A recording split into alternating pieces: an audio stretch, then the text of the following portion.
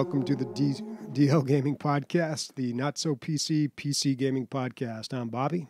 And I'm Emilio. Dude, if you do something 500 times, you're going to flub it sometimes. Well, it was late into it, and I realized, oh, man, I got to say the intro, and I got to get my finger on the button because I was adjusting my headset or my headphones. Oh, gotcha.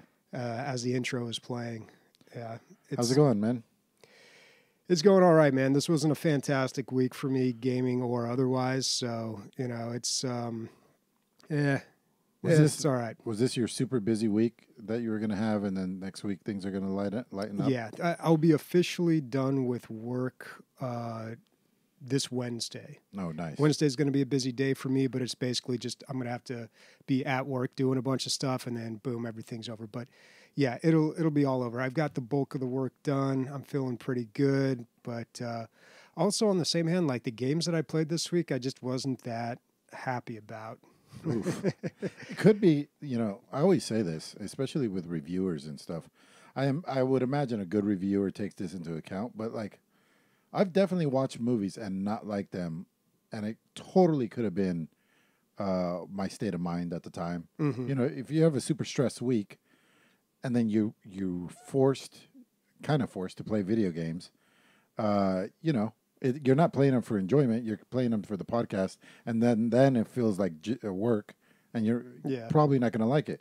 That's what this week felt like to me. It felt like work. It felt like games that I had to play. Yeah, kind of. And I don't know. That's never a good place to be in. It might all be because I've started reading a book. I finished The Exorcist in like 3 days, man. I tore right through that book, and then I was like, you know what? It's been a while since. I usually do like one story book and then one nonfiction. Like nonfiction type of book. So right now I'm reading a book called Gamer Nation, and it came out in 2018. I'll bring it up here. It didn't get very good reviews. It's and I'm kind of wondering why. I think because this kind of takes it talks about a lot of stuff, but it kind of takes the side of, are games so great? Or like, are games really that great? You know, and it kind of, I don't know, takes them down a peg or something. So it maybe it's because of that. And I don't know. As I get older, that's kind of like the opinion that I have about a lot of games anyway, or just gaming in general. Yeah, I mean, at the end of the day, a lot of it's a waste of time, right? But we're having a good time. Mm-hmm. I'm having a good time. Yeah. Well, I mean, the book, and I'm only like 40 pages into the book, so I'll talk more about it next week when I've read more. But it really starts out saying, you know, let's define play and let's define game, and why do people play? Like, why is that a necessity that people do? And it's like, if you look at animals, lower intelligence animals like insects or bees or, you know, bugs, they don't play. Yeah. Earthworms don't play. But when you start going up like to a cat, they start to play. Dogs play even more. Chimpanzees play like a whole lot, and then humans are obsessed with play. So it's like the higher the intelligence, the more there's this necessity for play, and there's really no need for it. And usually, like survival of the fittest would weed out anything unuseful about a species. You know, anything that it doesn't need. So why is it that we continue to play? You know, it's a waste of energy if you're trying to survive. You know, if you're running around playing a game, you're using up valuable calories. Maybe it's the playing that made us smart in the first place. Because playing is tinkering on a lower level. You know, you're seeing how... Yeah, and he brings up that too. So he talks about, well, it's probably... A lot of people would assume that, okay, when, you know, hyenas play with each other and they kind of nip at each other and play battle, they're training themselves for actual combat. Right. But studies have been done that show no correlation between that, no cause and effect. They're just assholes, generally. Hyenas, they're not great. I mean, most of what I know about hyenas was from The Lion King, so I don't know, really, but I'm assuming that's correct. But yeah, I mean, it'll be an interesting book either way, and I think a lot of the negative reviews I read about it were people who just flat out don't agree with his opinion about it. That's probably why it was reviewed poorly. Yeah, maybe his whole take on it just didn't make sense. Yeah, maybe. I mean, we'll see. I'm just getting into it, but I don't know. Maybe that has jaded me towards gaming in general, but Yeah, there it is. This is the book right here. And of course, every book has to have like a really short name and then a super long subtitle. So this is Gamer Nation, The Rise of Modern Gaming and the Compulsion to Play Again. So I don't know. I thought that would be very interesting. Like I'm really interested about compulsion in gaming. And certainly a whole lot of that, man, for yeah. sure. I definitely don't have. I just can't. I mean, I guess there is compulsion, but I just don't have the time. Responsibility trumps compulsion these days, for sure. And speaking of responsibility, yep, I got more responsibility. I'm taking my homework with me now. I got thrust into the managerial role about a week and a half ago, and yeah, I'm fucking writing schedules now and shit like that, and kind of sucks. Like doing more clerical work? No, well, I mean, yeah, I guess, but you do that at home, not on the field, you know. That's not like something. It's not like I have a desk at work. It's a fucking field. Well, it's a bunch of buildings, but yeah. So got even less time now, I guess. I don't know. We'll see how it works out. I can give myself prime schedules. So Do you have good. a work email? No. This Okay, is all that's literally good. napkin shit. Yeah. That's good, man. Because once they give you the work email, it's like you feel like you're on call all the time. Yeah. What's up, dude? We got people from all over the world, man. We had a guy earlier from the Netherlands, I think, and now we have somebody from Brazil. Boa! Vai. We've got that international appeal. Yeah. We've also got Holcomb with a subscription, 5 months. Thank you very much. And Thanks, Dubiant donating $20. I think our alerts are not working again. Let me see if I can fix that. Is this a weekly thing?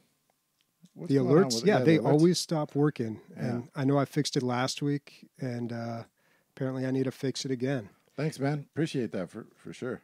Yeah. So let's talk about some gaming. My headset broke in the middle of a gaming session last week. You know, fucking Jocko jumps on me all the time, and he yanks them off my head. And I mean, those things were a champ. They were the HyperX something or others. I think I got them for like $120. They did their service for sure. They they were wired. I switched to wired a while ago, and I definitely think wired's the way to go. Although, so I talked about what I was going to get. I was going to get like a really high end, or I guess audiophiles would say it's mid tier. But I was going to go with, what was that? Sennheiser? Sennheiser, yeah. Mm-hmm. I was going to say German company. And, but Sam went out. I guess Father's Day is coming. So, you know, she didn't know what my plan was. And she's going to keep me from spending a shit ton of money on something. So she went and bought like $100 pair of gaming headphones. Mm-hmm. And I was like, oh boy, here we go. This is what I wanted to get away from, right? I wanted to get away from gaming, something that said gaming. But pleasantly surprised, man. These are so I got the Steelseries 5 Arctis 5. It's a weird word because it's not a real word, fuckers. They're like Arctis. That's not a real word, right? I think it's Arctic. I don't think it is. Is it? Is it with an S? You wrote it with an S here. Let me bring it up. But I always thought it was Arctic 5, but I could have just been reading it. No, yeah, it's correctly. Arctis. Oh, yeah, it is Arctis. Yeah. Anyway, so it's got RGB on the side and stuff, and I'm like, oh boy, here we go. But yeah, the reason I'm surprised, like, it has some stuff that is really nice. So it's got this dial in between on the cord halfway through, and that dial is not louder or softer. It's your balance between voice and game. So it's really nice because games fluctuate in volume. And before I was going into the game volumes and fucking with that, going to voice in Discord and fucking with people's voice. And now it just has this dial that just kind of does it all in one little thing, you know? And the other real thing, the thing I like is the noise cancellation on my mic going to you or other people. Who was I playing with? John. I was playing with John the other last night. And Jocko's barking. You know how loud he is. He was 5 feet away from me, and John says I can't hear him bark. That's fucking incredible, dude. Yeah, that's pretty good because usually that's very. So you're now using the microphone on this headset instead of your Snowball. I wasn't going to, but now that everybody says I sound great. The sound. I've never had an over the ear headphone for gaming. The whole thing is really good. You can tell the build quality is not top notch. The buttons feel kind of flimsy or whatever. Plasticky. Yeah. My two concerns on this was the volume button is exactly where your thumb goes to take off the headphones. So I kind of like fuck with the volume button every time, and it's very easily turned. So like you barely touch it, it goes flying. Same thing with the balance adapter that I was talking about. It's so easily turned that its own wire rubbing against it just turns the whole thing really quick. So I'm like, what the fuck's going on? That thing's constant. I just need to get it in a place where it's not going to get touched.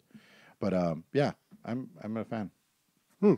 It's nice that it has that separate volume adjustment for the game and the voice, because Windows seems to be making it more and more difficult to get to their volume mixer.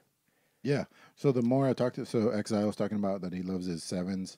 I think when it comes to gaming stuff, at least these guys get it right. Yeah. Actually, not the mixer. I was thinking of the sound panel, but still, that's a nice feature. Yeah. It's just one dial. It's the balance between those two back things. and forth. Yep.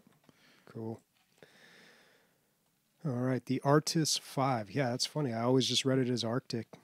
Yeah. Discord certified. Not sure what that means. Clearcast bidirectional microphone. Okay. Stunning detail. DTS headphones, version 2.0. RGB illuminated ear cups. And this is not even their high-end one. You know, she just didn't want to spend that much money, so she got me a $100 one. But I'm pretty happy. I'm definitely going to rock them. I'm not going to take them back. Nice. Sure. All right. Well, hopefully they hold up there. What's Natural Instincts? Natural Instincts is a game that was sent to us by the developer to play. So it's an interesting premise here for a game. It's a nature simulator. Okay. This game is on Kickstarter. I don't think you can buy it right now. You can't even get it in early access. The release date is to be announced, but the developer has been trying to promote it and get the word out there. So we got a copy of it through them, and it's one of those games that are kind of relaxing and very serene. It's got peaceful music, and you're in nature. And what you're doing is basically keeping the balance in this ecosystem. Now, the only level that they have right now is a European forest. You can see the other levels that they want to do. There's like an Arctic one. You get to play with like penguins. Okay. Yeah, there's Arctis, dude. Arctis. There is a desert one, which I think would be really cool. And a bunch of different biomes. But the only playable one that they have right now is the European forest. So you have 4 different types of animals. You have European rabbits. You have, wolves, boars, and deer. And you're trying to keep these all in balance. So like the wolves, they need to hunt the other animals so they can feed. Each animal has its own meter, that how thirsty they are, how hungry they are, if they're tired, if they're ready to mate.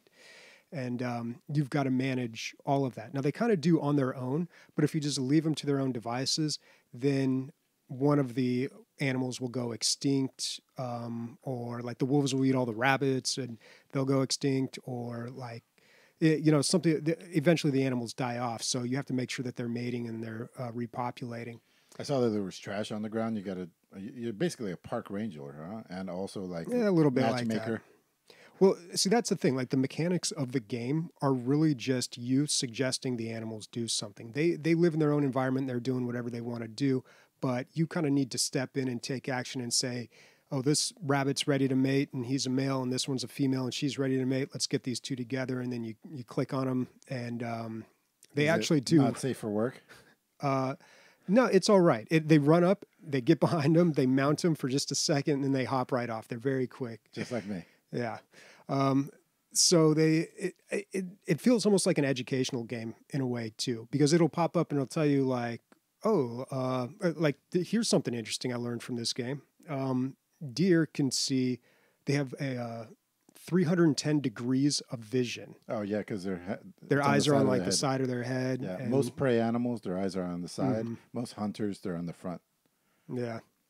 So that was interesting, but that's cool. I mean, it pops up with little facts like that, and it is a very peaceful game. Now, they do give you objectives. Like your first objective after the tutorial is get 6 rabbits to drink water. So you have to find 6 thirsty rabbits, lead them to water, and get them to drink. Next one is mate some rabbits, because the rabbits are kind of like the foundation of your group. You know, they're like the lowest on the. So you have to find some thirsty rabbits and then find some thirsty rabbits. Yep, pretty much. And once you get that population of the rabbits built up, then you move on to the other animals, and you kind of keep the food chain in balance. Unfortunately, there's no way to save in the game right now. So the first time that I played this, I didn't really understand what was going on, and fairly quickly one of the animals went extinct. I played it again a second time, now knowing what I had to do, did a lot better.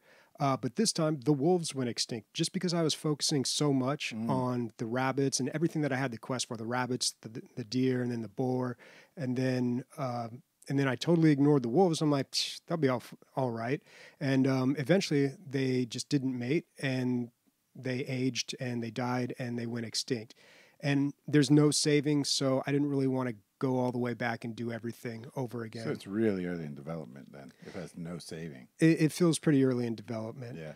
So, I mean, it didn't really blow my socks off, but at the same time, it's like this game has a long way to go in its development, and I really would have loved a huge part of this that I really would have enjoyed was playing the penguins in the Arctic zone, going in the desert and playing with the animals there, you know, just trying out the different areas. Biomes.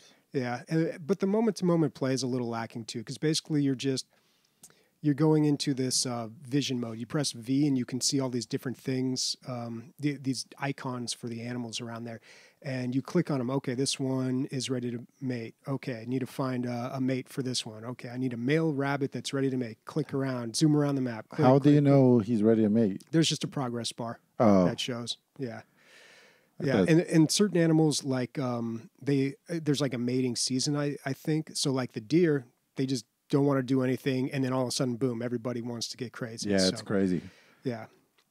So they some more fun facts about deer. They grow fucking antlers in 1 month. That yeah, and then I think they did mention something like that in this game. They talked about the antlers a little bit. It's one of the fastest things that grows in nature, and then they fight for a month. And all go out fucking. So basically, you're hanging with your homies. You grow weapons on your head. You fight your homies to the death sometimes, just to get some pussy. And then that's just how it goes for 1 month. And then everything's back to normal again. It's crazy, man. It's a crazy way to live your life. The life of deer. Yep. Sometimes there's like full skeletons of deer hanging off another guy's antlers, because like he's been dragging around because they got locked together. So most of the time they both die though because they can't carry the other weight. Wow, it's crazy shit. Yeah. So natural instinct, is that what it is? Did I write that correctly? Yeah, natural instinct. It throws me off because I keep thinking of natural selection. That shooter. Yeah, it's like Aliens versus Humans shooter. Natural selection 2 is ahead of its time. That needs some. We need a natural selection 3. That if you don't remember what that is. There was a commander that told troops where to go. And I think the Marines were all the same class, and the aliens had different classes, and they could morph into what the commander needed. So he would tell the grubs to morph into like whatever he needed. But the grub was an actual person playing a first person. Yeah. The longer you stayed alive as one of the aliens, you could mutate into like a flying beast, or, you know, one that could walk on walls, like all these different things. It was a great game. I wonder how many people are still playing this. Let's see. 218. Not too many, unfortunately. The best players ever. Yeah. And it requires a pretty big player base too. Oh yeah. I was going to ask you, are there hunters in that game? Not that I've encountered yet. There is a road with cars that drive by, and you got to watch out because you can get hit by a car. Yeah. All right. So yeah, I mean, it's all right. It's got a long ways to go, but I love the idea of a nature simulator. I don't think that's really been done yet, but it doesn't. Calling it a simulator may not sell it correctly, though. That may not be entirely accurate because I don't know. It's unlike a lot of the other simulators out there, but it is relaxing and it is peaceful and it looks very good. It'd be good to put like educational tooltips, like optional. Like you can put them on and off, and then you just mouse over things and it tells you about them. That'd be good. Yeah. I mean, what I did like is that the little educational things that popped up, it was a voiceover. And I don't know. I think because of Kentucky Route Zero, I really appreciate voiceover. Okay, so you read a lot for Kentucky Route Zero, huh? I read a lot. Kentucky Route Zero is a lot of reading. Oh my man. You I so know I wasn't down for Disco Elysium, which is a fantastic game, but because it had too much reading. So well, here's the difference though. Disco Elysium, there are mechanics in the game. They do involve reading, but there are certainly mechanics in the game, things that you have to figure out. And a lot of that, the way that they were able to integrate that with the reading and the text was really incredible, like groundbreaking almost. Kentucky Route Zero is a reading sim. It is a walking reading sim. I did not know that. I thought it was going to be more of a point and click adventure. That's what I thought it was as well. It's an interesting game because the first act came out in 2013. I think I bought it. I bought this game early when it only had an act or two out, and I just never got around to playing it. But it's interesting because you start playing the game. They just released their fifth act, so the game is now complete. But I just started playing it, so the first act feels very dated. It feels like a lot of games you played back in 2013. Not just graphics, but just kind of like the philosophy of the game, I suppose. I've only played the first two acts, and that took me maybe about 3 hours, just to give you an idea of how long the game is. And it's a walking simulator with quite a bit of reading, a lot of text, and it's all very vague. It's a little David Lynch, it's a little Twin Peaks. It's not very supernatural or mysterious, but I wouldn't be surprised if there was like a surprise, like turns out everybody was dead, and this is all happening, and like right. What's that place? Not heaven or hell? The place in between. Purgatory. Purgatory. Yeah. I don't know. That wouldn't surprise me. Now, the stories it does tell, I mean, some of them are kind of interesting, and I think there's a through line, but again, it's so vague about it, it's kind of difficult to tell. At the end of the second act, at the end of each act, they have like this little part that you play through, but really you're just kind of the whole game is sitting there reading. But really it's kind of like this in-between level. And the one after the second act I thought was pretty interesting. There's a play going on, and you don't realize it's a play because of where the camera is positioned. So you're watching, and it's just these people sitting at a bar having a conversation. Through the dialogue, you understand what's going on. Are you making dialogue choices? No. You're literally just reading a story. You do have options where you get to choose the dialogue choices. They have I don't think they have any effect on the game. They may change a line or two, but that's really what I had a problem with in the first act. It was like some stuff. I was in a mine and some rocks fell on my leg, and the lady I was with said, "Are you okay?" And my option was like, "Oh yeah, I'm fine." And the other option was, "I think my legs hurt really bad." And I clicked, "Oh, I'm fine." And she's like, "Are you sure your leg is hurt really bad?" I'm like, "Well, why are you even asking me again? Like, why do you even ask me?" So I was a little annoyed at that, but the game got better as it went on. It sounds like you're describing a graphic novel, dude. Yeah, it is kind of like a graphic novel. Yeah. And it is very graphic. I mean, not graphic like grotesque or anything, but it relies heavily on the graphics. And I read somewhere, I read a lot of things about this game because I was like, there's something I'm not getting. Dude, this game got like an 84, an 87 on PC Gamer. It's got really, really good reviews, and I'm just not into it. Well, that's why I wanted to play this game, because I think when the first episode came out, that one was in the 90s, like 99% or something. And I think as the more episodes come out, it's going lower and lower. Well, it was 2013, and we were given walking sims like 90 pluses all over the place, weren't we, back then? Because it was a little more new and fresh back then. Is the writing good? Yeah, the writing's good. Oh, but okay. Again, it's very vague and unclear what's actually going on, and it's kind of like, I don't know. I kind of wish it would be a little more direct. The graphics are absolutely beautiful, though. They're very simple. They're very simplistic. And the stories it tells, and also the graphics are very like, I don't know, rural Americana, just very, hey. Oh. Just put it right inside here, please. That looks interesting. Should we put it in the refrigerator? No, right? Yeah. Okay. That's Thanks. A lot. What is? We'll find out later. Okay. We just had some food delivered. Yeah, it's for Bobby tries a Mexican. Okay, so Kentucky Route Zero, the graphics are actually really great, and what I like that it does is, like I was explaining in that little interlude after the second act. So I'm watching these people talk at a bar. I'm like, okay, I'm just watching the conversation at a bar, and I have to turn over to see what this person says, turn over to see, like, move the camera to see what the other person says, and finally I'm like, I wonder what else is in this place. I turn around, and it turns out there's an audience behind them. I'm watching a play, and I'm in the audience. So like, oh, that's really cool. And there's many times where the camera moves in or moves out to reveal something, and you know it. Or it frames whatever's happening different. Like It they uses play its a lot. angles to tell the story as well.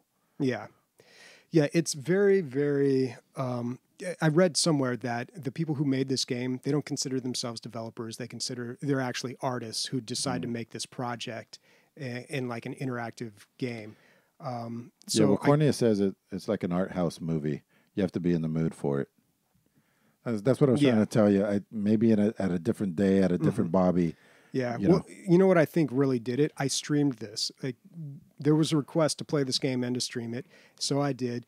And it changes. A game changes when you stream it. 100%. When you have an audience. So it felt really awkward for me just to be sitting there playing this game and just reading. Yeah. Just constantly reading. Yeah. Yeah. So it was a little weird. You know, I'd comment a little bit here and there, but yeah, I don't know. So far, not great. Are you going to continue? I feel like I should, because it is getting better. Yeah. Like every single level I play, every single act or interlude gets just a little bit better. So, and I like the idea that this game came out in 2013 and they finish it in 2020. So through the course of 7 years, every act is going to be different. You know, it's going to slightly reflect whatever was going on in that different in that character. time period. Are they like episodes where it's different characters, different story completely? There's a cast of characters and they're all somehow kind of loosely related. But again, it's so like out there that it's just, I'm not exactly sure what's going on. And it's one of those things where there's probably not like a finite answer to it, you know? Which is going to frustrate you even more, probably, if you don't get the I'm answer. okay with that, but usually not in reading. I'm a little more, I don't know. Well, I'm glad we didn't make this for the gamer. Although we would have hated this game. You would have absolutely hated this and game. we would have had a lot to talk about, though, if I did play all the way through. Yeah, maybe. I don't know. Maybe it's because I've been reading so many books lately that I'm like, look, if I want to read, I'll read a book. But I don't know. Yeah, so take my review with a grain of salt. I'm sure there is a lot more to this game, and I was just in a different mindset. But it was tough for me this week. This was not the game that I wanted to play this week. Hey, Bobby. Ever heard of a game called Remnant from the Ashes? So I've been talking about this game for about 5 weeks straight. You want to click the link, Bobby? Just for the hell of it. I would stop talking about this game if this game would stop giving me shit to talk about. Like, it just keeps growing and growing and giving me more and more shit to talk about. So, quick rundown. It's on sale right now, so I can already just go and buy it. It's $25 again, which a lot of people bought it back when I first started talking about it. To call it it's a Souls-like, but it's a range Souls-like. So you have guns. That's basically the big thing. So there's a whole campaign you could go through with randomly generated levels with not randomly generated bosses, but random bosses. You don't know what you're going to get. So there's a lot of replayability. What I started playing last night was survival mode, which might as well just be fucking a hardcore roguelike. For a long time with roguelikes, everybody knows that roguelikes is one of my favorite genre, if not my favorite genre.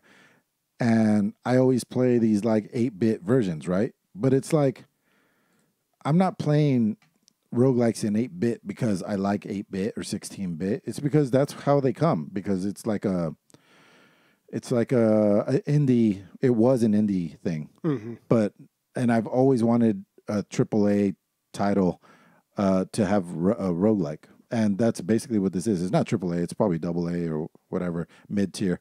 But yeah, it's a hardcore roguelike. You literally start in underwear and a pistol, and with $100, and you go and you buy whatever. Even the stuff in the shop is random, so you buy whatever you think you could put together from what's available with that $1,000, and then you start the game. And while you're going through the game, It's a lot like Risk of Rain. There's a timer going, and every 3 minutes, the bad guys get harder and harder. So you got to go push faster and faster, and but also be looting to get perks and weapons and all kinds of shit. So it's a balance between risk and reward, which is what I love about roguelikes. So, dude, there's this game that I really enjoy, and I had a really good time with it, and then boom, there's a roguelike version of it inside of itself for free that you just get to play. I would play that just for the fun of it, just for the replayability. But on top of that, you're picking up these embers or whatever, and it unlocks cosmetics for your main character in the regular game. Like, I would have just played it straight up, but it has this bonus, so why not? On top of this, I'm probably going to talk about this next week because there's something called adventure mode, where you take your main guy and then you play through. And Atrocious, we played with him a little bit last night. He said that it plays more like Diablo, where you're just playing through the game. It's randomly generating. You don't know what you're going to get, and just you might get really good drops every once in a while. So I'm going to try that out next week. This roguelike mode is not part of the DLC? No. It's the adventure mode, the one that I just mentioned. That's the one that you get on the DLC. That's part of Swamps of Courses. Yeah, I'm pretty sure. Yeah. The DLC was very, like, even when I bought it, I didn't know what I was getting, but now I kind of know. And there's a whole area that was unlocked when you picked that up, too. So, yeah, huge fan of this game.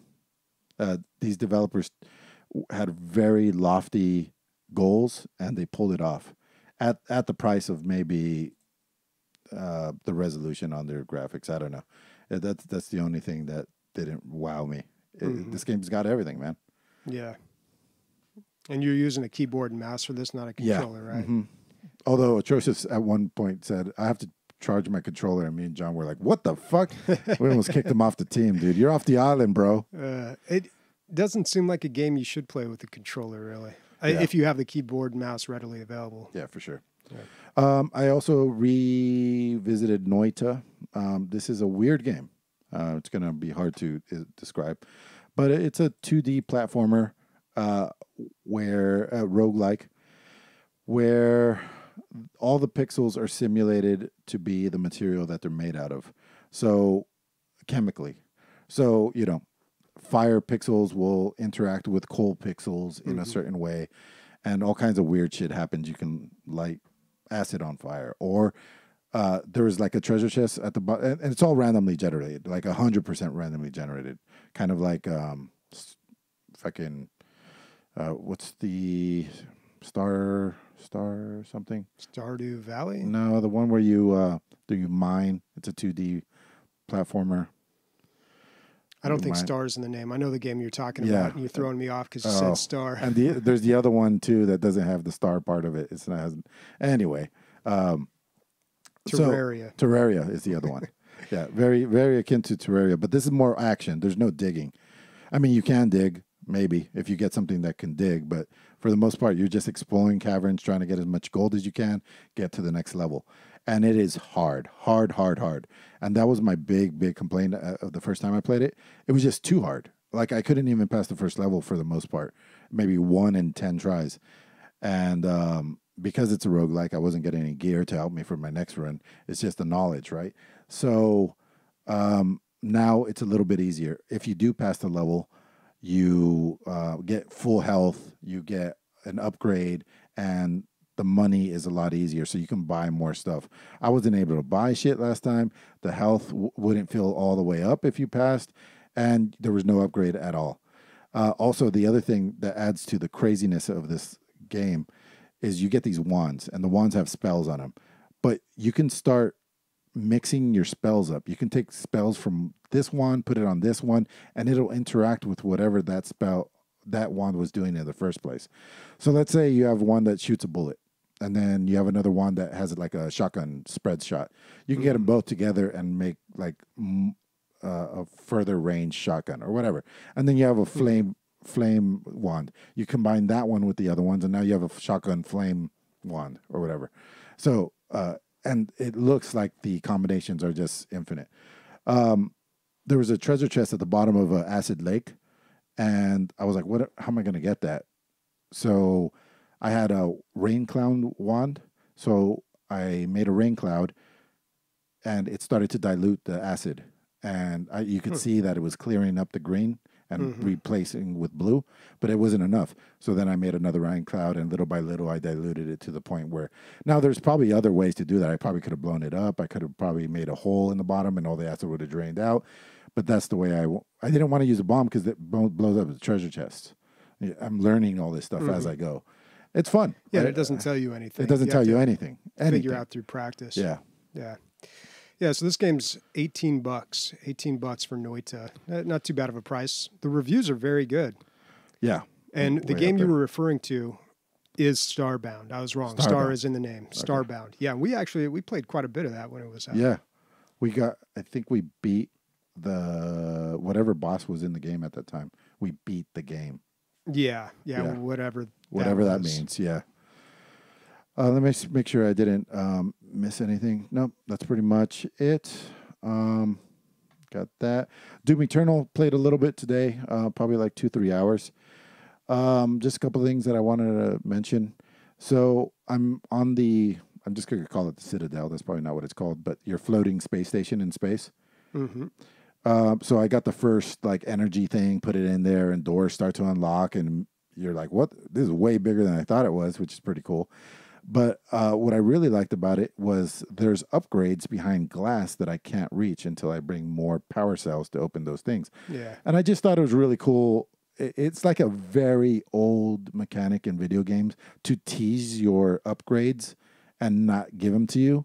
Kind of like, way back to Legend of Zelda, where like there would be like the upgrade you need on the other side of a river, but you don't have the grappling hook to get around. Yeah, or the raft or something. Yeah, whatever it is. And then you just got to like think about like, I know it's there. I just got to figure out how to get there. And there's a little bit of that in Doom, and I thought that was pretty cool. What was the other thing that I said? Let's see. Oh, and I had no idea that I was going to control enemies. I know that you could do it in the multiplayer, but I didn't know that you can become enemies in this version. Yeah, so some small parts where you play as. Yeah, I played as the Revenant. The Revenant, the flying one with the rocket shoulders. Yeah. Do I get to play any more? Probably. I don't remember a lot of parts like that. Now, granted, I only played a little over half the game, so maybe there's more, but I think that's the only one I remember. And it was kind of a short period, too. And the other thing is, I just kind of forgot how fun this game is. I was playing it on the second to hardest difficulty, and it was just too hard. When I got to those purple like challenges, where those are tough. I just fucking couldn't do it. They get a lot harder too. I've been playing on normal difficulty, and the last one that I did was it was a challenge. Took a few tries. Yeah, so I dropped it down to one peg to whatever that is. Hurt me plenty, and that's a nice little. I like that. Like I'm not dying too much, and you know. The puzzles, I could have took, or not puzzles, but hidden shit. I like it and I don't like it. It's just like, you got to weigh how much time you're going to spend on this thing. Like, am I going to try to get this thing? Or if I continue in the campaign, do I do in the campaign open this door later on? And I wasted all this time trying to jump into the hole or whatever it is. You know what I mean? Yeah, because the levels at times are not very well. I don't know. It depends on the level. The map is great. It helps a lot. I think the fifth one, this could be wrong. Maybe the fifth or the sixth one of those levels is not linear at all. And that's the one I struggled with the most. I tried forever to get jump into these areas and then leap off, like double jump into another area. And I just couldn't do it. And I figured at this point, you know what? It's got to be something that I unlock later. I'll circle back to this area and then get to that. But sometimes you don't get to come back. Yeah, sometimes you don't. So yeah. It's weird. So I don't know what to think about the hidden items, but I guess I'm glad they're in there. Let's talk about Dungeons and Dragons, dude. We nerded out. Yeah, so we played Dungeons and Dragons last Wednesday, and I believe we're going to play again this Wednesday.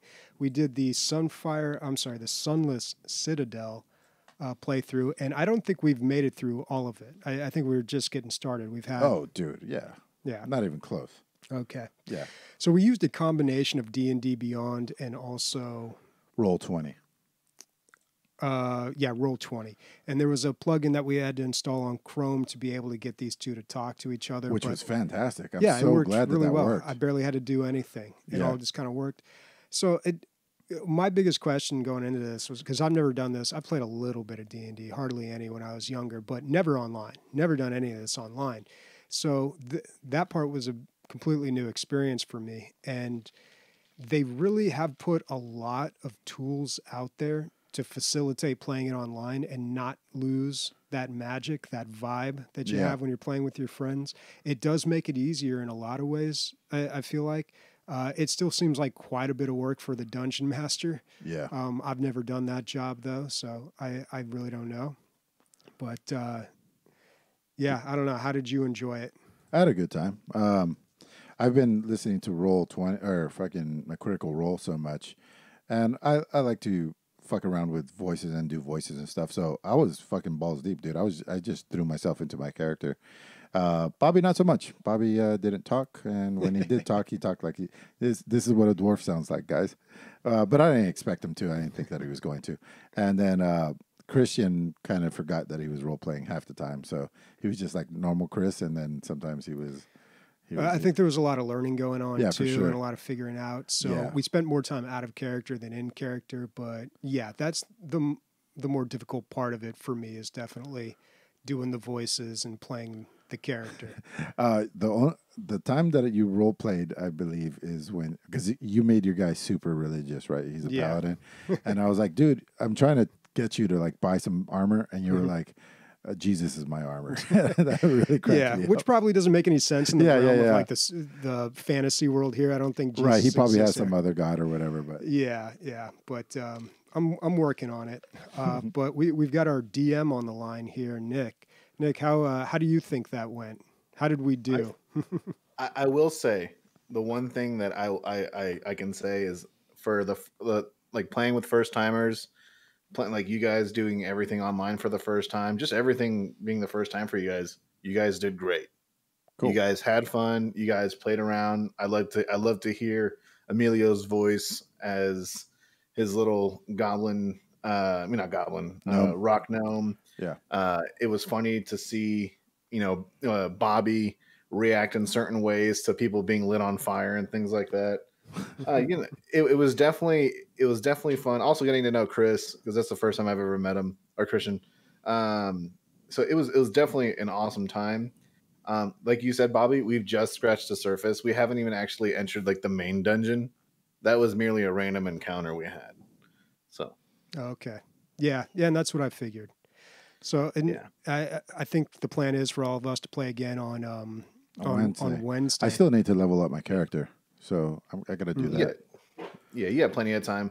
I think one of the nicest, I shouldn't say nicest, but one of the coolest things that like you did was like, I would describe how you killed the guy, like, and that's usually what you do. And usually like the last guy, you ask me, how do you kill this guy? And then you say it. Yeah. But Emilio's character would be like, that's freaking awesome. Or like stuff like that. I was like cheering on the other guys because Nick would... Bobby was rolling really well in combat, just cutting things heads off, clefting in twain these bodies, like to just split it apart, according to Nick. And I would say what like my guy's into, like he's the Macabre and shit. So he's seeing all this fucking gore and shit. So he was like, "Fuck yeah, this is awesome." He's just like digging the blood and the guts and stuff. Mm-hmm. Yeah, and you wrote Macabre. Now, I hate to do this, but Macabre. Doesn't it mean like... It's spelled like that. Oh, okay. Yeah, silent R. Macabre. You spelled it like corn on the macabre. Oh, okay. Yeah. Anytime I see a misspelled word, I got a flat ash. Dude, I spell. Well, you do speak two languages, so there's that. But, I misspell things probably in every other sentence. I'm terrible at spelling. Yeah, but that was cool. We did record this, although I don't think the footage is really usable because there was just so many questions. Yeah. There was so many questions. And one thing I did enjoy, though, was that... I'm glad you enjoyed one thing. Well, the plug-in that we used, or maybe it was something else, I'm not sure, but you actually see the die roll out on your on your web page. Visualization of it, which is cool. And when you were attacking, Usually you roll 2 die. It's like one to see if you hit and another one to see the damage. But it does everything for you. And it shows you like whatever weapon you were swinging with. It gives you everything you need in one roll. So it's pretty great. It cuts down a lot of the time. It cuts down a lot on the what we call page flipping, because instead of going like, okay, what does a battle axe do? What kind of damage does it do? You know, how many dice is that? The plugin is even, I would even say, better than real life playing. Yeah, because you don't have to look. Where's my D4? Where's my D8? Where's my D6? It just rolls the appropriate thing. Yeah, you just click battle axe, and then the roll happens, and then the damage happens, and the game will tell me as the DM if you hit or not, depending on like the mobs that I set up. Because I see way more than you guys see, but it'd be like, all right, Dwarf Paladin dealt 11 damage to this rat man. He's dead, and so that's what it tells me. Bobby's Dwarf Paladin is named Dwarf Mr. Paladin. So, it's weird when I'm introducing him in game. All right. Well, do you think we should stream this, or do you guys still feel like nah? Not yet. I think we're gonna hit our stride. Maybe in 2 or 3 sessions, 3 or 4 sessions. Yeah, and then, I would say about 3 sessions. Yeah, we'll get everything down. There'll be a little less questions, because I had to give you guys some tips, and you guys had to ask some questions. And streaming wise, like that can kind of seem like kind of bumpy. Yeah, but for sure. Other than that, it'd be awesome to stream that. Yeah, we might be doing more interesting content later too. Yeah, as opposed to walking around a town and fighting rats. Yep. All right. All right. Thanks, Nick. No problem. Good to talk to you guys. See you Wednesday. All right. So D&D on Wednesday. It's nice that we get to do that, man. It's like it almost feels like when you play WoW and you have your raid nights. You just got something on the calendar there. Yeah. Honestly, I was like on Friday. I was like, I have time to play D&D. Oh, but we can't call everybody and get this together. It's not something you could do on a whim, really. Yeah. But I was down to play it again on Friday, man.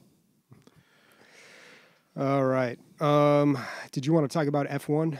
Yeah, this is just if I'm really enjoying something on Netflix, I'll definitely usually bring it up. It's weird. A lot of times that I'm not into something, and I love documentaries, and this is like a documentary type show, and it's about the F1 series of racing. This is the open wheel cars. Basically the fastest cars that go around the track in the world. They go up to 200 miles an hour. And I didn't know anything about this. I didn't know how it worked, all this stuff. There's only 20 drivers in the world, and they're all prima donnas for the most part, and they get traded and bought and sold and fired all the time. There's mad drama. And the coaches, everybody, it's just like so high pressure. The difference between 5th and 4th is insane. Sometimes one team comes in 9th, they're fucking just showing champagne. They're ecstatic for 9th place because they were on the board and they got some points because it's a tournament, right? The whole thing, there's 25 points and first place gets like 12, and then you go all the way down the line until I think 9th is the last one. So if you get some points, you're stoked. And this is multiple millions of dollars that goes into these. Like you wreck one car, that's $2 million right there, just right off the bat. They got to make a new car. They just have to get over that. It's just an expense they have to eat. But they crash all the time. So I didn't know anything about this. I'm not really into racing. I've never really even watched racing. And now I think I'm an F1 fan. I looked into going to, because there's one in Mexico and there's one in Texas. So I was thinking about going to the Mexico one, thinking it was cheaper. It's like $900 to go. To attend live? Wow. Yeah, it's pricey. This is it's a rich man sport for sure. But I enjoy it this way because I don't know any of the races. I don't know who won. I don't. So this documentary, this is on Netflix. Yeah, it's not a document. It's a docuseries. There's 2 seasons, and there's like a lot to watch here. But it's really, really well done. Beautifully shot. Sam's watching it. She's enjoying it. It's kind of like a soap opera. It's like a man soap opera. Man-pra. No, that didn't work. Like a reality show on F1 drivers. Yeah, pretty much. That's what it is. Cool. Yep. All right, it's time for On the Radar, games that have come to our attention recently. And the first one we're going to start with is called Atomicrops. I watched this, dude. It looked like so much chaos. I don't even know if I could keep up with what's going on. Well, this is a wild combination of genres here that I'm surprised has not been done before. So it's like a farming, not a farming simulator, but it's like imagine Stardew Valley, but a roguelike twin stick shooter as well. Yeah. So you spend part of the game, and this is a great idea, man. I can't believe this hasn't been done before. You spend part of the game playing Stardew Valley, building up your farm, crops, also relationships as well as a part of this. And then you spend the night defending that, just killing all the creatures that come in and, I don't know, try to steal your plants or destroy your home. I don't know. The video, holy shit. Sorry. The video that I watched, though, looked like he was like watering his plants and collecting while he was fending. It didn't seem like it was two separate games. From everything I watched, it looks like you do both at the same time. Yeah, you might be able to. I read somewhere that it was split like that, but maybe it's not, or maybe there's some combination of both of them. And you know what's really weird? For some reason, this particular twin stick shooter to me looks a little like Zombies Ate My Neighbors. Yeah, it does. While he's defending his land at night, like I don't know, something about it just looks like Zombies Ate My Neighbors, and that's a game that I'm just surprised has not been redone yet, or you know, someone kickstarted a Zombies Ate My Neighbors 2 or something. So yeah, this is on Steam right now. Planned release date is September of 2020, not that far away. There's a lot of gameplay footage out. You can check out gameplay footage, I think at Rock, Paper, Shotgun or whoever was, I don't know where I read that article, but it's all out there at all the major outlets. No price point on this game. I'll have to wait for some reviews, but I mean, I just stay away from farming in general. I don't care if you try to shoehorn it with a roguelike. I'm probably not going to play this, but maybe you'll love it. I don't know. Yeah, maybe. All right, next game. There's a new Total War game. Total War Saga Troy. Yeah, I saw a PC Gamer article. I didn't read it, but they were talking about that they're trying something completely new on this one. Have you looked into this game, Bobby? With the game itself? Yeah. I've watched a lot of gameplay footage on it, but I haven't really read too much about it. I mean, to me, it just looks like another Total War game, this time set in Troy. I like that time period. That's cool. And also, they're giving the game away for free for 1 day. I think it's 1 day, right? The first 24 hours this game is released. Oh. On Epic, by the way. Okay. Let's see. August 13th is the day. So for 24 hours, whoever grabs this game gets it for free, and Epic will actually pay the developers for however many copies were activated. They're doing whatever they can to get people to download the Epic launcher, man. That is aggressive. I wonder how much the game is. I mean, these Total War games are not cheap when they first come out. $40-$50 usually. Yeah. Damn. But what did they say was different about the gameplay? I wish I would have read the article, but okay. Because usually they don't have Saga in the name of it, right? Total War? I think that's been... See, this is the thing. I've only played like one Total War game, so I really don't know much about the series, so I don't know how to compare this to other Total War games and like whether or not it's a good one or a bad one or, whatever. But... Reviews are 50-50 on YouTube, says Sniper. Yeah, he probably knows quite a bit more about this than us. Maybe we should get him on the line here to explain Total War to us. Nick says it's the first fantasy/history game that is compared to being only historical okay. It's mixing in fantasy and history as opposed to... Hey, what's up, man?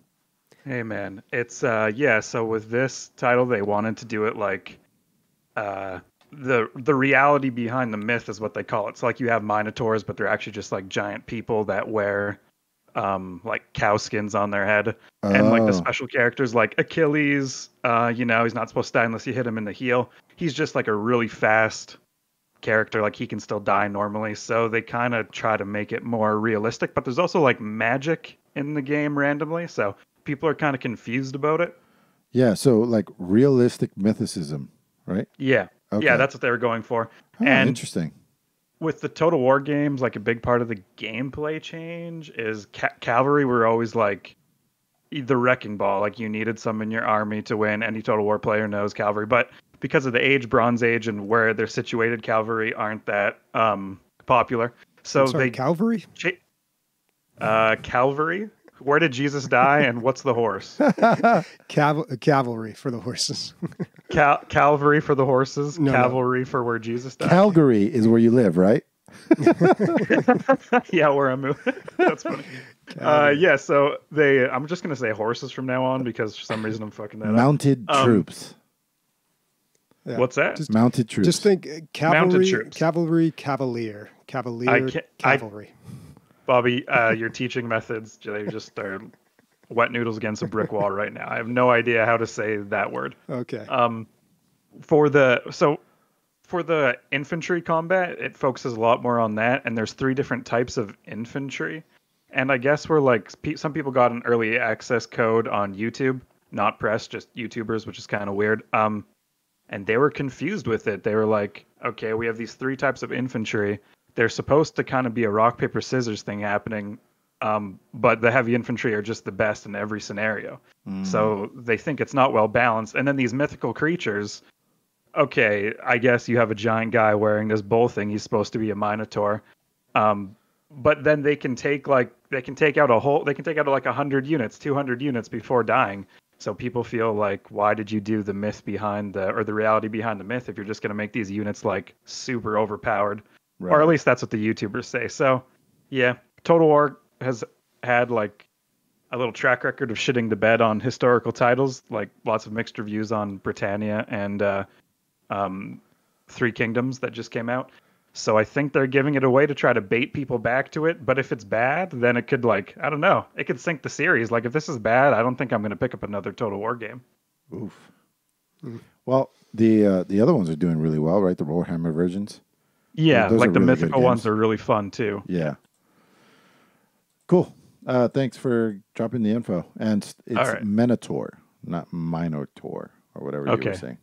I need to go to speaking lessons or something later. Making fun of the Canadians and the way that they talk. I don't know what that's all about. All about. I don't know, man. This is it's tough for if you're a big fan of the series. I'm sure there's probably a lot of mixed feelings, but I'm just like, man, free game. I'll take that. Yeah, for sure. And but I don't know. We'll see. Your stockpile of free games on Epic that you never play is fucking getting gigantic. Yeah. What have you played on Epic? I've actually played quite a bit on Epic. World War Z. I know you. Yeah, played World War Z. We haven't played together yet. I really want to play that. I just uninstalled it today. I was trying to make room. Sundered, got that for free. Played that. Yeah, they're giving away Overcooked, so they're starting to repeat their free giveaways now. But this is a really cool thing to do. Give it away free for 24 hours. Hopefully that'll bring new people into it. Yeah. All right, August 13th. Okay, I wanted to mention this, even though we've talked about it before. Rock of Ages 3.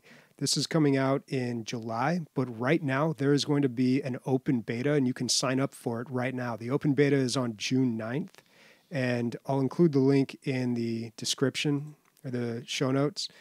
But yeah, I would love to get a hold of this, play it early. Should we talk about what it is? Everyone knows what Rock of Ages is. You think they do, dude. But it's all right. We can move on. You just roll a big boulder down. But this is Rock of Ages 3 make and break. So this is going to be where you create your... maps. Yeah, it's going to be a lot of level creation. That's the big pull here. Yeah. Okay. Next up, Anew, The Distant Light. I'll click on this so I remember what this is. I believe this is a 2D side-scroller. Yeah, this looks great, man. I really dig in the look of this. It kind of reminds me a little bit of like the 50s idea of what space was going to be. You know what I mean? Like, what's that? Deadly Tower of Monsters. Mm-hmm. It just looks like retrofuturism in the style that it looks. The lighting is crazy. It's just really good pixel art. There's a lot of weird mechanics. There's just gravity, playing around with gravity, jumping from one asteroid to another. It calls itself an exploration game, so I don't think it's linear. they didn't say Metroidvania, but that's what I'm getting out of it. But just watch the video. You're gonna see like 7 different ways to play this game in that short little video. There's all kinds of different shit going on. You can upgrade your, I guess they say pilot, so I think you're in some sort of robot. So you can upgrade your robot suit and do different loadouts and stuff. It just seems to have everything, and it looks really weird and good at the same time. A good weird. I like it. It's compelling. I want to check it out. No release date, no price point. Yep. Anew, the distant light.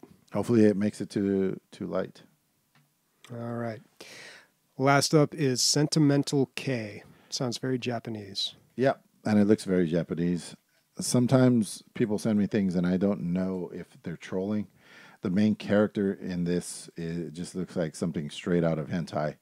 And so I was kind of like, oh, he's trying to clickbait me here. But then I started watching the combat, and the combat looks very cool. The first thing it reminded me of was, geez, I'm blanking here. Fuck. From the studio that always has really good soundtracks, top down. Your Bastion. Bastion, the other one. Your boyfriend's in the sword.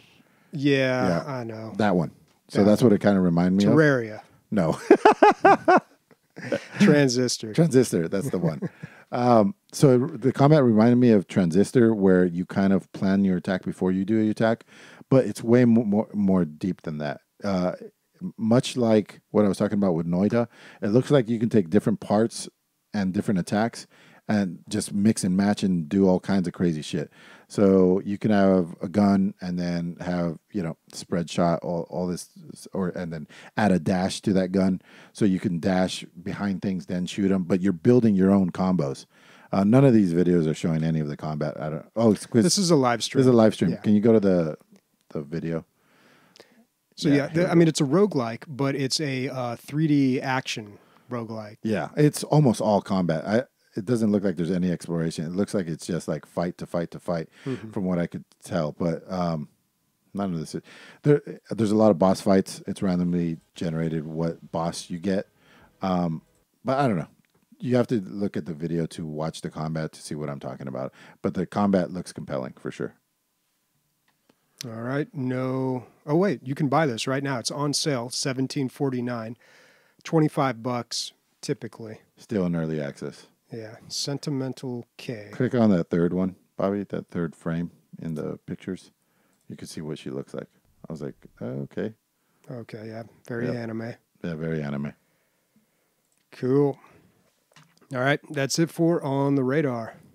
Let's get to news here. Not a whole lot of news going on. No. Although this first article, I do definitely want to talk about. So this is on Rock, Paper, Shotgun. Crucible ditches 2 modes, delays its first season indefinitely. They were listening, Bobby. That's what I told them to do. When you're starting a game like this. That's apparently what everyone told them to do. Yeah. You don't want to, whatever crowd you do get, you don't want to dilute your crowd by having 3 different game modes. It sounds great on paper, but you want one super solid game mode and have all the people that try this in that. Yeah.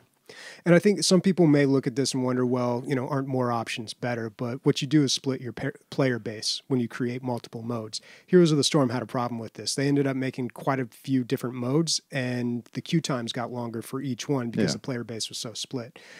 Everybody really liked Heart of the Hives anyway. So that was the one I'm sure everyone was playing. The queue times were a little longer for the other ones. They were, at least when I was reading on IGN before this game came out, they were really expecting Alpha Hunters, the Battle Royale mode, to be the biggest attraction. Yeah, but and that's what we talked about too. Yeah. Remember before the game came out, we talked about like that was the big attraction, but really. Yeah, and it wasn't terrible. The whole break and make alliance thing didn't work at all, I felt. But I don't know. I had one really good time in there. But Heart of the Hives is really where it was at on this game. And it sounds like they're going to focus on that one?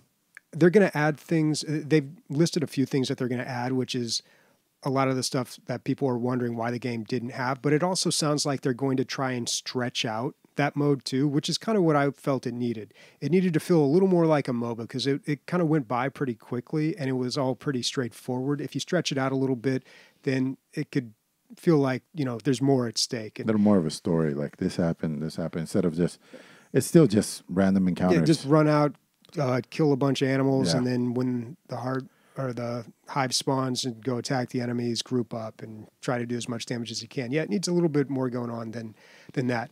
But what made me wonder that is one of the things that they've listed that they wanted to add was a surrender option. Now the game, Heart of the Hives, it is the longer mode, but the games are still so short. I don't see why you would even really need a surrender option.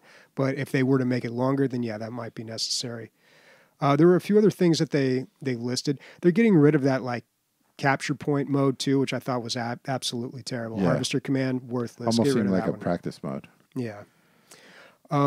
Okay, so this is what they said they're working on. Voice chat. These are their top priorities. There's more that they're working on in lieu of doing the season 1 battle or battle pass or whatever it is. Not a big fan of them working on voice chat. You need some sort of communication. There's not even text chat in there. And this is a type of game that does require a little more coordination. Yeah, but I disagree. I think you should. If I was a developer, I would just use Discord and push the Discord, like we were talking about last week. I don't think you should have it in game. What do we do? What's the first thing that we do? We turn it off because we don't want to mess up with our Discord. Yeah, but you got to also imagine console players don't have that option as well. Yeah. But yeah, voice chat or some sort of communication. So they're working on that. Okay, system to deal with AFK players. Yeah, dude. Why was that not in there right at the beginning? An expanded ping system, they absolutely need that. Yeah. They do have a ping system, but that's all it is, a ping. It doesn't say like, I need help here or, hey, there's a thing over here that you need to come and get. If you ping right on top of something, which is actually really hard to do, like the sniper shot middle mouse button on top of like a health pack from like 100 yards away, it'll say like, oh, there's a health pack over there, but it's not very apparent either. So yeah, the ping system definitely needs to be improved. Two things about pinging. One, I like that middle mouse button is just kind of like, it seems like everybody's just adopting that as their pinging button. Mm-hmm. And in Remnant from the Ashes, they speak so plainly that I pinged something for John the other day, and my guy's like, there's a thing over there you might like. And then the other time he was like, yeah, that thing right there, that thing, yeah. So it's just like regular people talking. It's really funny. Yeah. The other thing that they said they're working on is some form of mini map, which would be really nice. A mini map would be great. Yeah, and then you can have players that can. I mean, you can have characters that have something to do with the mini maps too, like showing you where the guys are and stuff like that. Yeah. But these are all good things. I'm glad. Yeah, I don't know if they'll be able to pull themselves out of whatever ditch they've dug themselves into, but we'll see. I hope so because there's something there. Yeah, there's something there to this game. For sure. All right, next article is regarding games done, summer games done quick. They are going to go fully online in August. So they had pushed it back to August. That was last we heard. The whole COVID thing happened. Everything got canceled or pushed back. They said, okay, let's push it back to August. Turns out that's not going to be good enough. So they are canceling the live event in Minnesota. I believe they have it. And they're just going to do it strictly online. Now they're going to, go to the person doing the speed run, cut back to like the people talking about it. So it's going to look like kind of the same thing, but you just won't see the crowd in the background. It might have kind of a different vibe to it, but at least they're still doing it. And those crowds sometimes were like painfully small, Well, especially. because they do it 24 hours Yeah, a day. So right. you get there at like, 2:00 in the morning, the crowd's not going to be very big. Yeah, this is like one of those things that I was talking about where it's interesting what they're going to do after this. Like, is this going to be such a big success? They're going to save so much money that they might do this from now on. I'm just curious about these questions. Yeah, it could change things, but I don't know. They didn't bring a big crowd anyway. I mean, it looked like they rented out a room at the Hyatt, basically. Yeah. Like a mid-sized like a conference room or something. But yeah, so that's going to be happening August 16th to 23rd. Hopefully they'll have the list up sometime soon. They are extending the dates where people can apply to participate in this as well. Hey, Sniper, can you put these guys on the list? Maybe we could talk to them. Probably not right now because they're probably scrambling to get this done. but maybe afterwards. All right. Battlefront 2 mods. Yeah, I didn't know these existed. Oh, fuck. It didn't go to the page that I wanted to. Go to search, and then go to games. See games. Yeah, change it to games, and then Battlefront 2. And then Battlefront 2. I didn't know this had mods. You probably can't take them online. I don't know. Maybe some of them you can. The one that I clicked on is one that you can tell the ranks of the stormtroopers by their gear. They have like individualized gear. It's a very small mod, but I clicked on that, and then I found that there was a bunch of different mods. The most downloaded one, there you go, the one on the left. There you go. The most downloaded one is actually, I couldn't believe it. It's a graphics like upgrade. I was like, how the fuck are you going to upgrade these graphics? But yeah, it's like a high texture pack. Yeah, I remember when the game came out, we talked about this, some graphics upgrade that gave it like photorealism. That was a guy, that was somebody, I believe that was like a demo. I don't think that was playable, but yeah, those graphics look insane. But some of the other ones, there's one, they're usually, when I had it, they were ranked by most popular. There's one where you could change everybody else out for their Lego version of themselves in the regular game. So you have like life-sized Lego ones running around. Just fun stuff like that.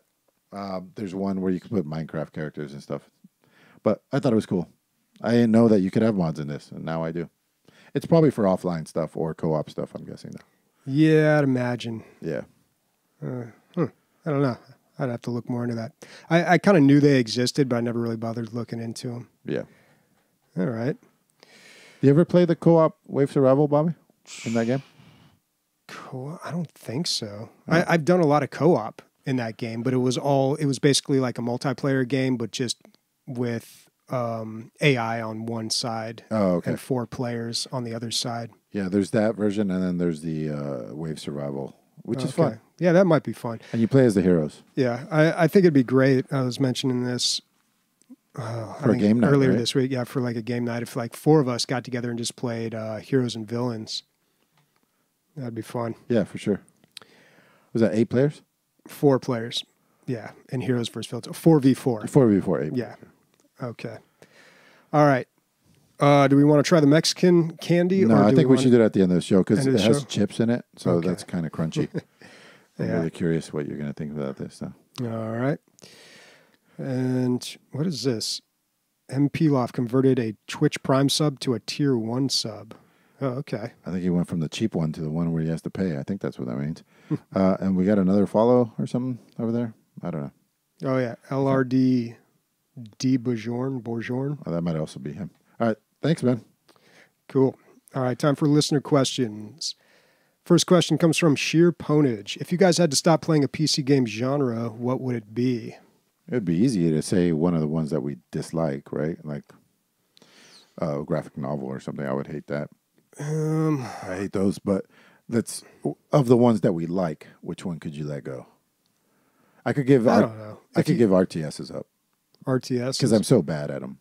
Yeah, I do enjoy them. Like if you don't know, this is the way I play RTS. I put it on easy. I go offline, and I play like that because I'm that bad that I have to play that way. Yeah, they're definitely a different skill set, especially from first-person shooters. I go through a lot of phases on what genres I like to play. So to outright give one up, like the only one I'd be comfortable in saying it would probably be Dungeon Crawler right now. Yeah, forever. Just I've just always like, I've gotten into a few of them, but I've always just kind of had a problem with that type of game. They just don't seem very interactive to me. It's the epitome of grindiness, right? It's just left click a lot of the times. Yeah, just click, click, click. Yep. Yeah. I could give up Dungeon Crawlers. Kind of have for a while. I think the last one I really was into was Diablo 3. I wouldn't cry a river if I had to give up them either. Next question from The Lotion. What game series do you think just needs to die? Geez. I mean, for me, from the outside, is the Call of Duties. I'm so sick of them that I'm sick of hearing about them. It's just like so much. Well, when you don't play them, it really feels like they come up often. Yeah. Like every year. Like every November, you get another Call of Duty. And You know, and to hear people talk about him, I'm going to piss off so many people. Ray is not here to defend the series, but when people talk about him, they're just like, "But this one has do," and it's like, dude, it's the same shit. Like, yeah, and they fluctuate so much too. Like there'll be a bad Call of Duty, and then the next one is a good Call of Duty. But if you're watching it from the outside, you're like, it looks like the same shit to me. I don't know what the difference between a good and a bad one is. Yeah, and then you ask people what the good ones are, and they tell you one from like 2007 or something. Yeah, it's tough. Yeah, I don't know. Maybe I agree with you. I feel like I should come up with something different, but I definitely am feeling the Call of Duty. As somebody that's in, on our side of things, it's tough that we gotta talk about something like we feel obligated because it's such a big game, I guess. All right. We just like always have to cover Call of Duty stuff, even though we don't play it. Mm-hmm. Yeah. It's something that it's so big. It's like it needs coverage on the show. But a franchise that can just go away. God, what's one that's just been like they've just been dragging it along. Like every release has just been worse and worse. It happens a lot too. Mm-hmm. Just can't really think of one right now. Yeah, I don't know. All I'm thinking about is Call of Duty. If I think of a better one, I'll let you know. Next question, Sniper. Would you ever eat a dog? Yeah. I mean, if I was hungry or if it was like, I don't want to be the reason that a dog died, but if somebody already made something, shit, they already went through the process. Mm-hmm. Some dog enchiladas, fuck it. Yeah, I mean, don't they eat dogs in Korea? Mostly it's China. There's like a city where like that's their thing. Oh, okay. Yeah. Yeah, I mean, if it was cooked and prepared, I'd give it a try. Give it a try. I mean, what is it? Meat. It's meat at the end of the day. Idiocracy asks, what's a good book you've read lately? So I think he was asking this in Twitch chat when we were talking about, I was talking about how I've been reading books, and so that I think it's kind of skewed my opinion on Kentucky Route Zero. Yeah. But yeah, I'd mentioned earlier in the show, I just finished The Exorcist. Been really on a demon possession kick lately, man. But The Exorcist, right, would be your answer for sure, right? Yeah, it's a fantastic book. It was a great book. It was a real page turner, to use an overused phrase.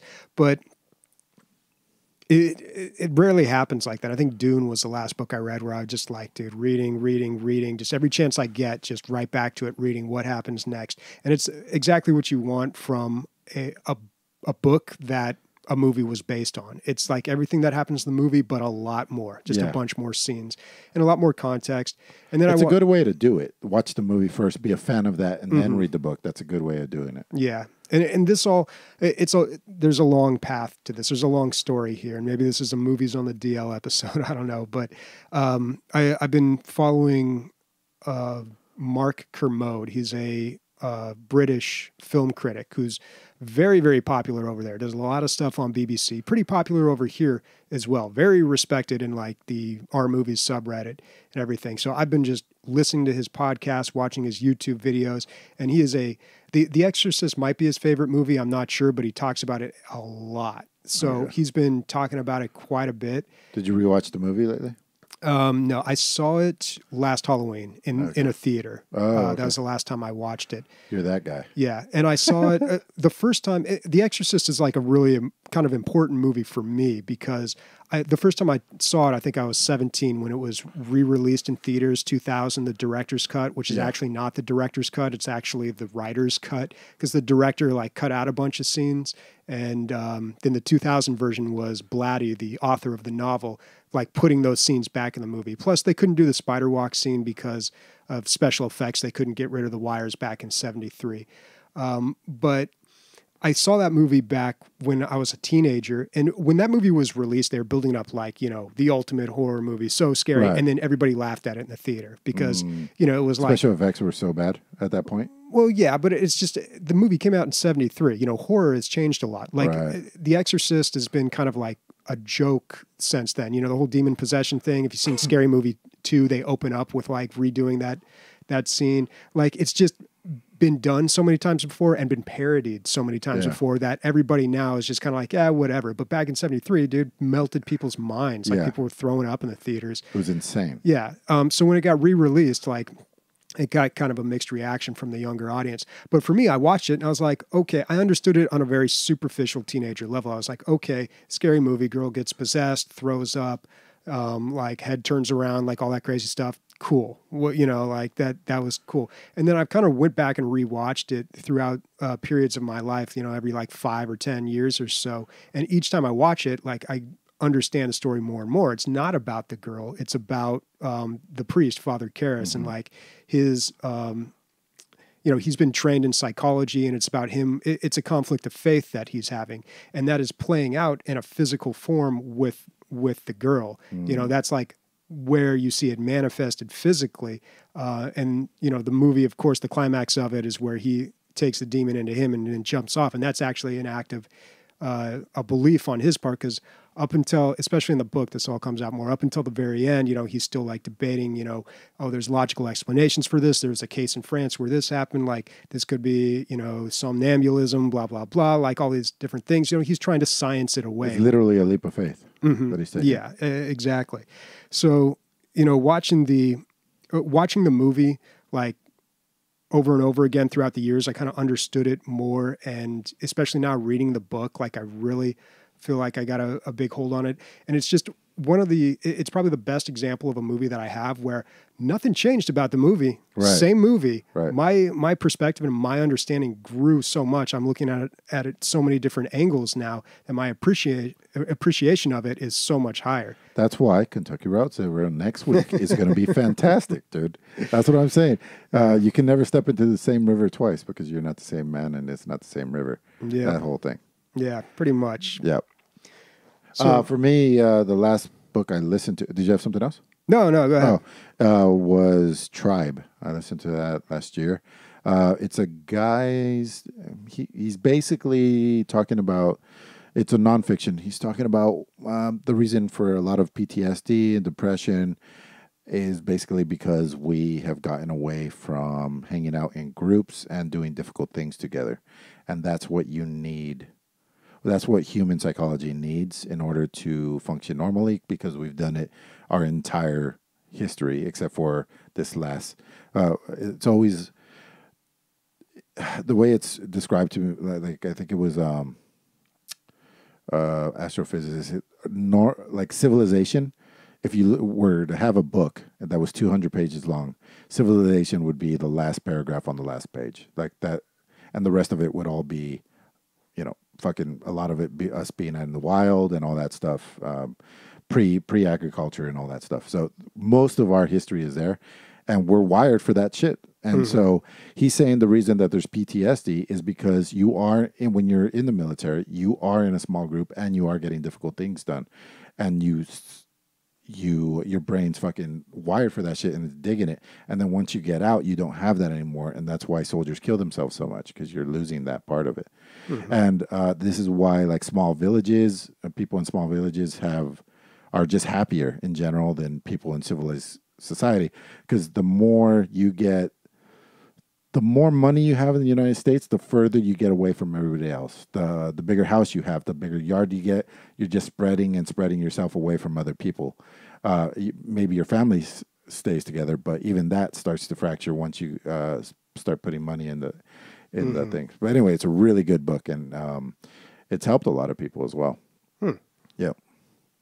Yeah, so that's an audiobook that you're listening to? to? That was an audiobook that I listened to last year, yeah. Yeah. I don't read no more. Yeah, dude, some things don't work on audiobooks. There's one that kind of touched on a similar subject of that. It talks a little bit about that, but it's mainly dealing with like depression and how we try to medicate it. But it talks a lot about how, you know, humanity's kind of wired for this tribalism, and we're meant to be in groups and, you know, interacting with each other and also nature. Yeah. This is like a small part of the book, but it kind of has to do with what you're talking about. Also, Sapiens, fucking amazing book. Probably one of the best books I've read, probably in the last 10 years. Sapiens is fantastic. They should just get rid of social studies or whatever that's called. What's that called? Like, what's the study of man in high school now? Is there any of that? Anyway, they should get rid of it and just read that book. You just read that book, and you have everything you need to know about human history. It's fantastic. All right. Let's see. New follower LR D Bajorn. That's Nick's wife, Oh, okay. and she has a little Nick on the way, or it's a little lady actually. It's another little Leslie. Thoughts on the incoming final DLC for Binding of Isaac? I'm tentatively excited. I mean, I know it's going to be good. Every DLC has been good. But it's like if I start focusing on it, then I'm going to start waiting for it. And then I'm going to wait too long for it. So it's kind of like out of sight, out of mind right now. I know it's coming and I know it's going to be good. And I don't even know what the release date is. So I don't look into it because I don't want to think about it. But if you don't know, this guy came out with this incredible mod, like better than most of the DLCs for Binding of Isaac. Like not as good as Rebirth, but probably better than After the Birth Plus. Like it did all kinds of crazy shit. And Edmund was like, we didn't even know we could do this with the code. He was doing things that they had never even thought of, and it was really impressive to him. So they hired the guy, and now they're working on this other DLC. He was done with Binding of Isaac, but this mod creator single-handedly made him decide to come up with another DLC. So they're gonna, that guy's DLC plus Edmund's input, it's gonna make a whole new giant DLC. So it's great. They got a release date on that or any idea? I don't have an idea. I don't think they've well, last time I looked into it, they didn't have an official one. All right. Butthrax. Fuck you for making me say your name, dude. But it was Tribe. I believe that's what it's called. Yeah, the guy's been on Rogan a few times. September 1st. Now I know. And now I have to start waiting. Thank you very much, Leslie. September 1st. That's not too far away. It's not too far away. Couple months. Yeah. It's disgusting how much time. Like, Sam plays it when the baby's asleep upstairs just because it's so easy. On the Switch? Yeah. Oh, And I play it when the baby's asleep. Like, when I'm babysitting, I'm playing that. The baby's growing up with Binding of Isaac, basically. She's going to have a corrupt little mind. Yikes. All right. Well, that is the end of the show here. What are we playing next week? Should we have the... what am I playing? I have no idea. I kind of like that I'm working on my backlog, man. You know, I say this a lot. I'll play something in early access, and I'll be like, "Oh, check up on this in 6 months to see where it's at." Then I never do. Yeah. So maybe some of those. It's just a constant flow of games coming in. It's so hard to go back. Yeah, So hard to remember what those games are in the first place. And I don't see any really big things that I'm excited for like right away. So yeah, looking back is probably a good thing right now. I can't say what, but I think I'm gonna try to finish Doom this week, and yeah, probably play some other thing. Okay. There was a demo that Ray had uploaded on our Google Drive a while ago called Ring of Pain. And I was cleaning out the drive today, and I stumbled across that, and I thought, oh, yeah, that looked pretty good. It was like it's a roguelike card game. And I don't know. From the screenshots, I really can't tell a whole lot of what's happening here. But Looks pretty. Yeah, it looks good. It's not available on Steam right now, but they do have a demo out where you can check it out. But I might check that out, and I'm sure there will be something else. Question for you, Bobby. When I was playing Doom, there is some crazy frog creature thing that it doesn't attack you. It's just like this static statue. The first time I saw it was hanging from a chain, and you look down, and it looks like they had caught this frog. It looks like a cartoon inside of regular Doom. And I was like, what the fuck is that? So I shot it a bunch and didn't do anything. I was like, that is so weird. Maybe they just kind of make a joke.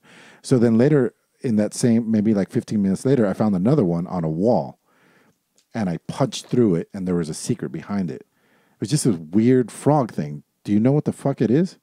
Like, it doesn't look like it fits in the game. It looks like a cartoon frog, almost like a Pepe. Wait, is this it right here? Yeah, that thing. No, I haven't seen that before. Yeah, so there's two of those. Oh, I've found two. I found that one. He looks like Slimer from Ghostbusters, actually. Yeah, I don't know what the fuck it is. Looks like it's some sort of Easter egg. Yeah. Some sort of reference to something else. I couldn't interact with the first one, and the second one I punched it. I think it's a fish they're saying here. Yeah, there's another one though that's in a wall. Dope fish from Commander Keen. Oh, I don't know, man.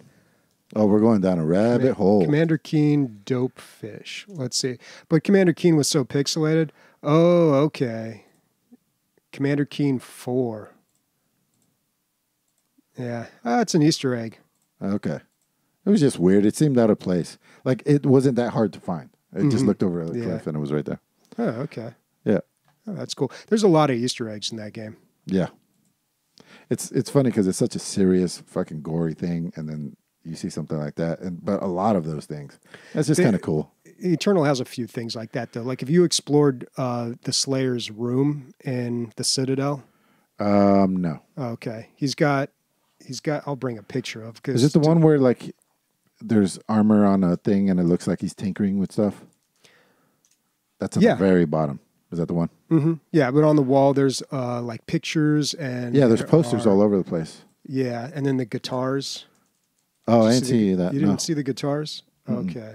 Maybe I haven't unlocked that stuff yet. I feel like you should be able to access it. Yeah, they're just hanging on the wall right there. Oh, yeah. They look pretty damn cool. Yeah. Yeah, there's one that looks like your Doom 3, just metal guitar. One that looks like it's like made of flesh, all flesh and bone, and the other one in the middle that looks like it's, I don't know, a glowing neon. That is pretty badass. Metal. Yeah. Yeah, there's lots of little things just around the Citadel like that. And that's one thing that they advertised about Doom Eternal when it was coming out. They said, like, we aren't going to give you a straight-up story for the Doom Slayer, although they do kind of do. I don't want to spoil it for you, but they do kind of explain his origins. But there's going to be, you're going to walk around his living area, and you'll get to know more about him through that. That's cool. And I think that's it. You ready to try a Mexican? Let's do it. All right, Bob, you grab that while I talk a little bit about it. So this is a Tijuana staple. It's not a candy, Bobby. It's kind of like a snack, I guess. Like kind of like a meal, too. It is huge in Tijuana. You can buy it on any corner. It's called a Tosti Loco. So basically, it's Tostitos.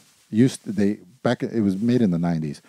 And they started with Doritos. You open a bag of Doritos, and you just dump all kinds of crazy shit on top of it until, like, just as much as crazy shit as you can. So that's why it's a toasty, like, that's the chip part of it. And then, yeah. So there's crazy shit in there. I don't want to say what they are. It's really good, Bobby. I'm not trolling you here. But I'm curious to see what you think of the flavor. Is there a fork? I think there is a fork in there. There's a napkin. Need a fork. Okay. Yeah, I mean, it looks good. It looks like I'm not going to... I'm going to need a few bites to really taste all the different things in here. Oh, for sure. There's like tons of different ingredients. I'm not going to eat mine. I'll wait till... But Sam's like, you should get a Tosti Loco for him. I was like, yeah, totally. I was like, get one for me too. Because you can't really buy them here. Apparently you can. We bought one. But I totally thought it was just a Mexico thing. Apparently, like 3 or 4 weplaces sell them in our area, but we're surrounded by Mexicans. Okay. So, yeah, I don't want to give the ingredients away yet. Well, it looks like it's got garbanzo beans. No, they're not garbanzo beans. So it's kind of like nachos, but it's not a warm thing. It's something that's served cold. Mm-hmm. It's what do they call those Mexican restaurants they got where they serve like all the fruit? Yeah, that's where you get these. Like, okay, just like the fresh fruit places, the smoothie spots. Yeah, they make smoothies and stuff. That's where you would buy one of these, or just a street stand. That just. And now I know you would eat dog, so the thing you just ate was it's pigskin. It's unfried. You know when you have a chicharron. Mm-hmm. That's an uncooked chicharron that you're eating. The white things. I love them personally. I've actually just ordered those straight up just like that because I love them so much. Really? Yeah. They looks like a noodle. Yeah, it looks like onions almost at first. Yeah. But but that's actually pigskin. Mm-hmm. But the rest of it, so the things that you said, garbanzo beans, those are actually Japanese peanuts. It's a peanut like with not a candy shell, but like a salty shell. Mm-hmm. I love them. There's something called chacas. There's something called chamoy. Chamoy is the flavor, the salsa on top of it. Mm-hmm. have you got one of those like really densely, like get one of those red things right on top, Bobby? It looks like a little bean, a red bean. Yeah, that thing. I love those. That's called the chaka chaka. I don't know. It's just all kinds of crazy shit. It's literally crazy. Mm-hmm. All right, now you start talking. After you start finish, he just loaded himself a big ass chip. So it's hand me one of those napkins. It's kind of confusing, like all these things you're feeding me, because it's like it's a mixture of things that you wouldn't really expect to go together. Like as I eat it, I'm like, oh, this is kind of like a fruit salad, but then it's also got like meat in it and chips. So it's kind of, I don't know. It's closest to a fruit salad, I guess. Yeah, it is. You know, it has kind of like that refreshing, you know, I'm out in the sun hanging out kind of thing to it, but then it's also like, I don't know. It's also got some like some meat to it, like it's a big meal, but it is good. Yeah, it's fucking really good. I love these, man. And there's different variations on it. There's tosti elotes, there's Dorilotos, made for Doritos. But I didn't talk about the fruits. So there's cucumber. What can you identify there, Bobby? Everybody makes this is different. cucumber, right? Yeah, cucumber. There's probably some sort of melon in there. Sometimes they make it with mango. Mm-hmm. But you're getting all kinds of different flavors. But you're also getting tons of different textures. You're getting crunchy, slimy, somewhere in between.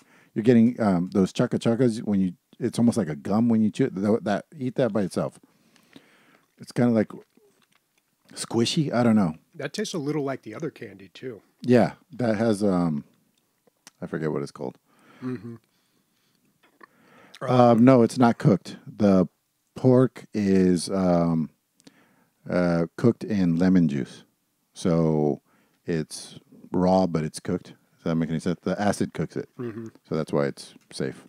Yeah, I don't know. See, I'm not a big fan of chicharron. Yeah, so I think that's my least favorite part. Mm-hmm.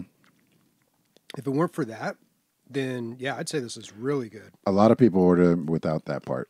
Sam doesn't like those either, but not because they don't taste good, because she can't get over the pigskin part of it. But I love them personally. Glad you liked it, man. Yeah, no, it was good. It was one of my favorite things. Yeah, if I were to get this again, then I'd definitely do it without the chicharron. But so that's $8. That's what but here, over there, you can get that for like $3. Yeah, that makes about like a little sense. This is like a full meal. Yeah, for sure. So where can you get it out here though? Like those trucks? We got it through DoorDash, dude. They delivered it. It was awesome. So just look it up and order some. Get one for you and your girlfriend. Have a party. Although I would like to get one of the real ones down in Mexico though. Yeah. Oh well. Is there a big difference? No, they're smaller. Definitely. This is like a full meal. Usually it's like, the small bag of chips. That's all you get. They cut one of those open, and sometimes they just serve it right in the bag. They put all that stuff right on top of the bag. That's probably a better size because this is a lot, man. This is a lot. There's no way I can eat all this. Yeah, I can definitely eat all this. All right, I'm glad you like it, man. What's the hot sauce that he sells? Oh, let's do some reads. We're at the end of the. If you made it this far, you're in. You like us. Inseedious.com. That's my hot sauce. Nick's had it. I think he likes it. I think his wife is. I don't know if Leslie. Do you like hot stuff? Are you still around? It is my hot sauce made out of oils and seeds. That's pretty much it. There's 6 different seeds in there. Olive oil. It's a real unique thing. The closest thing I could call it was a hot sauce. It has a smoky, spicy flavor, but also gives crunch. So I like to put it on soft things and get more texture out of them. So you put it on eggs or breads or rice. It's phenomenal. I love it so much. You can get that at Inseedious.com. If you use the promo code DLG, you get 10% off your entire order.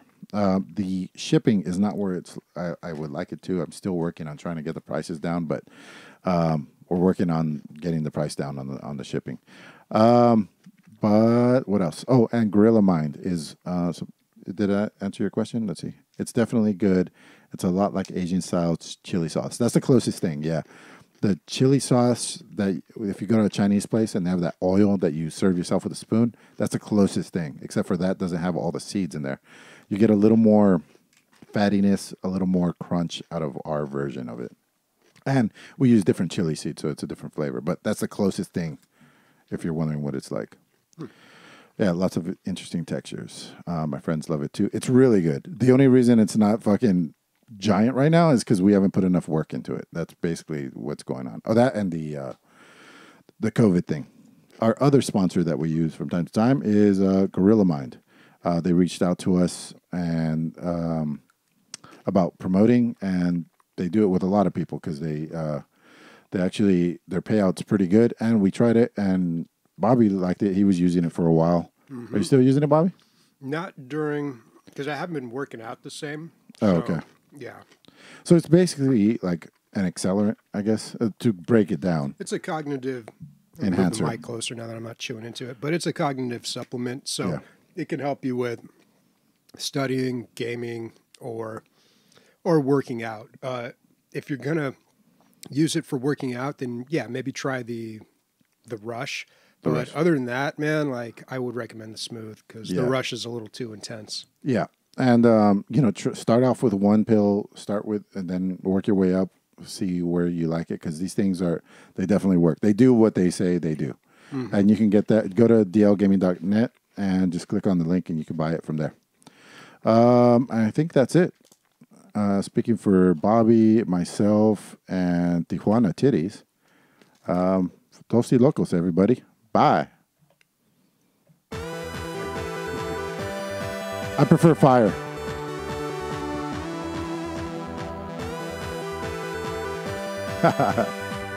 Thanks, Recycle. Glad you guys hung out this time, all the way to the end. Bye-bye.